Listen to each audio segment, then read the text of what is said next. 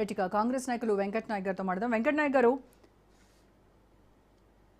గారు madam, yes, sir ప్రక్రియలో భాగంగా ఇప్పటి వరకు చూస్తే కేవలం 7% మాత్రమే ఫారాలు సబ్మిట్ అయ్యాయి అని చెప్పేసి కేటీఆర్ అన్నారు. ఈ జూలై 24 డెడ్ లైన్ ఏదైతే ఉందో దాని లోపుగా మొత్తం ఫారాలు కంప్లీట్ చేసి సబ్మిట్ చేయడం అనేది అసాధ్యము.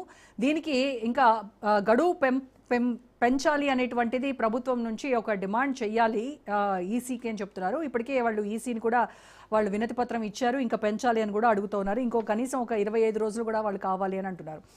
అయితే ఇక్కడ ఏం జరుగుతోంది? ప్రభుత్వ స్థాయిలో సర్ని సీరియస్గా పర్యవేక్షిస్తాము అని ప్రభుత్వం ముందు నుంచి చెప్పింది. మరి క్షేత్రస్థాయిలో బిఎల్ఓలు ఇంటింటికి 3 సార్లు వెళ్తారని చెప్పారు. 3 సార్లు వెళ్తున్నారా?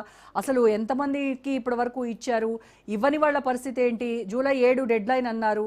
నేను చెప్పాను కదా ఇందాక, మా ఇంటికైతే ఎవరు రాలేదు, నాకు ఎవరు ఎన్యూమరేషన్ ఫామ్ ఇవ్వలేదు, మరి నేను ఏ పార్టీకి కొమ్ము కాయట్లేదు, మరి ఎందుకు డౌట్ వచ్చిందా వాళ్ళకి, నా ఓటు తీసేస్తారా అది అనేది కూడా నాకు లోపల భయం ఉంది. ఏం జరగబోతుంది? మేడం, మీకు ప్యానల్ పెద్దలకు నమస్కారం. ఆ భయం మాకు కూడా ఉంది మేడం.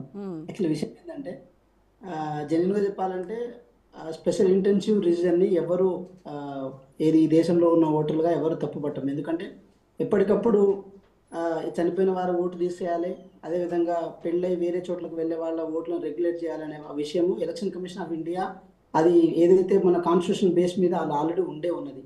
కానీ ఇక్కడ విషయాన్ని ఒకటైతే అర్థం చేసుకోవాల్సింది. పరకాల ప్రభాకర్ రావు గారిని ఒక పెద్ద మనిషి ఒక విషయం చెప్తారు. ఆ విషయాన్ని నేను ఇక్కడ కోడ్ చేస్తాను. ప్రజాస్వామ్యంలో ఓటర్లు ప్రభుత్వాలను ఎన్నుకునే పరిస్థితుల నుంచి ప్రభుత్వాలే ఓటర్లు ఎన్నుకునే పొజిషన్కి అయితే రాగలిగిన ఒక మాట చెప్తారు. దీని వెనకాల ఒక కాన్స్పిరసీ కోణం ఉంటుంది. ఏ వ్యవహారాలైనా బీజేపీ అంత ఈజీగా చేసిన అనుకోవడానికైతే లేదు. ఎందుకంటే ఇందాక సార్ చెప్తుండే నరసింహారెడ్డి గారు ఏమని అన్నారంటే స్మృతి ఇరానీ గారి ఓటు కూడా పోయిందని అన్నారు. అంటే ఆ కంప్యూటర్లో ఏది ఎన్రోల్ చేసుకునేటప్పుడు వెనకాల ఇరానీ అని ఉంది కాబట్టి ఇన్ కేస్ వారిని తీసేయాల్సిన అవసరం ఏర్పడిందో అని అనుకోవాల్సిన ఇది కూడా ఒక డౌట్ వస్తుంది. అదేవిధంగా గుజరాత్లో ఈ ఎలక్షన్ సంబంధించిన సర్ప్రాస్ ఇంకా కాలేదు. ఒకవేళ అయితే అమిత్ షా గారి పేరులో షా ఉంది కాబట్టి అది కూడా డౌట్ఫుల్గా ఉండే ఛాన్సెస్ ఉంటుంది. ఇప్పుడు ఎందుకు ఈ మాట ప్రస్తావించాల్సిన అవసరం ఏర్పడిందంటే చాలా కాన్స్పిరసీ కోణంలో దాన్ని మార్చే ప్రయత్నం చేశారు. ఎంత గొప్పగా దాన్ని పోర్ట్రే చేశారంటే మేడం రోజా గారు చాలా బాగా